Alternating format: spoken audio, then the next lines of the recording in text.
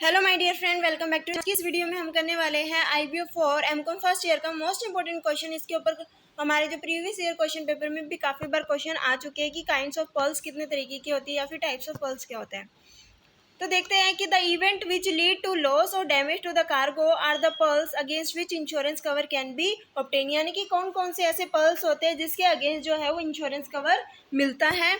Pulse categorise into 4 groups, यानी कि जितने भी हमारे पल्स होते हैं उसको हमने 4 ग्रुप्स में डिवाइड किया गया है। Maritime pulse, एक्सट्रानियस pulse, war pulse और स्ट्राइक पल्स। इन केसेस में अगर लॉस होता है तो इनके अगेंस्ट हमें क्या मिलता है, इंश्योरेंस कवर मिलता है। मैरीटाइम पल्स होता क्या है, in this loss to the cargo occur, यानी कि जो भी हमारा कार्गो है, जो भी गुड्स, उसमें क्या होता है, लॉस होता है, गुड्स डैमेज हो जाते हैं, लॉस हो जाते हैं। Either an act of God, that is natural calamity, example earthquake, lightning, rain water damage etcetera.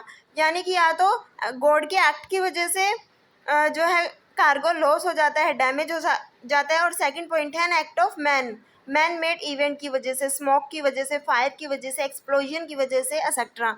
तो ये रीजंस होते हैं जिसकी वजह से हमारा जो है मैरीटाइम पल्स जो है वो अकर होता है कि जो भी हमारा कार्गो है उसमें लॉस होता है, या तो एक्ट ऑफ गॉड की वजह से या फिर एक्ट ऑफ मैन की वजह से। ठीक है, उसके बाद आता है हमारा एक्सट्रेनियस पल्स। एक्सट्रेनियस पल्स क्या होते हैं, these are caused mainly on account of fault in loading, keeping, carrying and unloading of cargo. यानी कि जब भी हमारे कार्गो को लोड किया जाता है शिप में या फिर अनलोडिंग की जाती है, तो उस समय क्या होता है कि हो सकता है कि गुड्स को डैमेज हो जाए, लॉस हो जाए, उसको हम बोलते हैं extraneous perils. War perils refer to risk that can cause losses during a war. यानी कि जो भी हमारी कार्गो है उसमें डैमेज हुआ, लॉस हुआ, किसकी वजह से हुआ, वार की वजह से हुआ।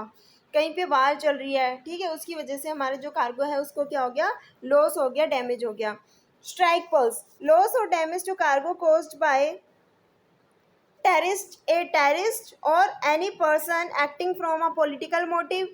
Second, strike, lockout, workmen, etc.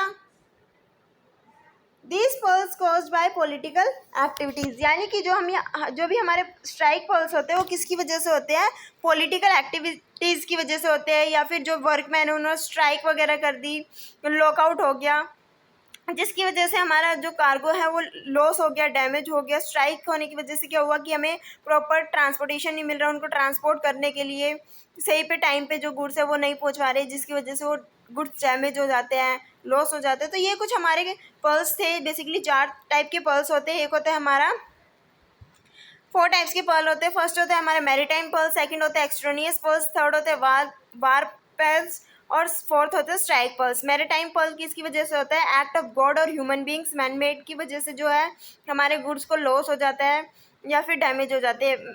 God की वजह से कैसे, अर्थक्वेक आ गया, ठीक है, रेन वाटर की वजह से हो गया, शिप में पानी भर गया, बारिश का पानी भर गया, इसकी वजह से गुड्स लॉस हो गए, डैमेज हो गए।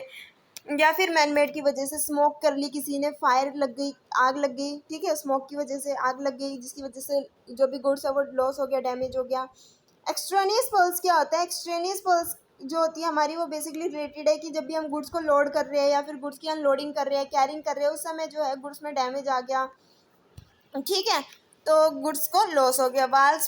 वार पल्स क्या होता है ना कि जब लड़ाई वगैरह हो जाती है, झगड़े हो जाते हैं, जिसकी वजह से लॉस हो जाता है, रिस्क हो जाता है हमारे कार्गो को।